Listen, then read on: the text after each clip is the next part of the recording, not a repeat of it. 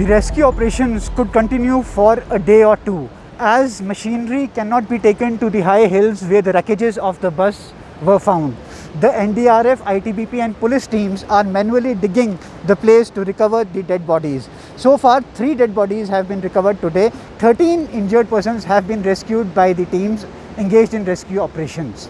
Chief Minister Jairam Thakur also said that it could take a day or two, as manually the teams are digging up the rocks to evacuate the people. उम्मीद करता हूँ कि आज शाम तक या कल तक ऑपरेशन लंबा चल सकता है। बहुत कठिन टेरेन है, स्टीप है और पत्थर अभी तक भी ऊपर से आ रहे हैं, रिस्क वाला देखिए। ऐसे सूरत में कठिनाई में हमारे जवान सब कर रहे हैं। He also said that scientific studies should be taken before undertaking any major products, so that there is no frequent calamities like these landslides.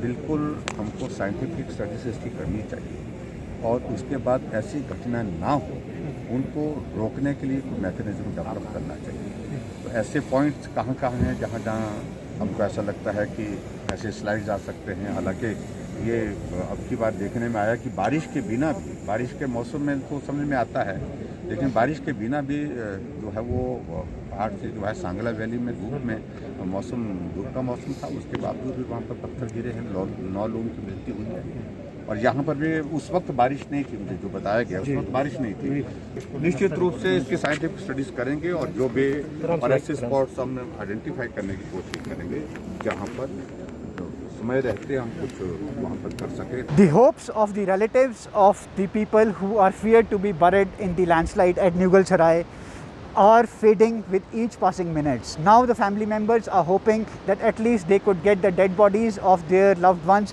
so that they could perform the last rites. The relatives have also accused the administration of delaying the rescue work, as machinery was not deployed on time on the Chora side of the slide. बरसेरी में अभी last time accident हुआ था, उससे क्या सीख ली इन्होंने? हम थोड़ी नहीं मानेंगे। ये क्या एक्सक्यूज है इनका कि भाई कि हमारा टायर पंचर था जी, चलो ठीक था। हम रामपुर से आए, ज्यूरी से लेकर यहाँ एक्सीडेंटल पॉइंट तक हमने कम से कम 10 मशीनें देखी खड़ी। क्या एक भी मशीन हायर नहीं कर सकते थे? ये मुझे तो ऐसा लग रहा है तो प्रशासन द्वारा सरासर मर्डर किया हुआ है।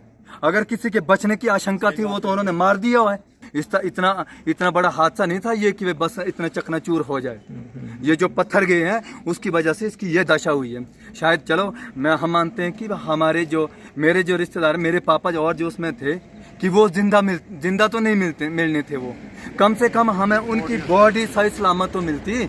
अब हम तो यही मांग करते हैं कि इनके ऊपर सख्त कार्रवाई की जाए जिसमें इसमें लापरवाही बरती गई है। Local MLA of Kinnaur, Jagat Negi, said that the residents and relatives of the people feared buried in the debris said that the deployment of machinery from the Chora side, which is the Shimla side, was delayed by almost 5 to 6 hours, and the rescue operation started around 6. He said the government should take the action against the people concerned in case there was some negligible error on their part.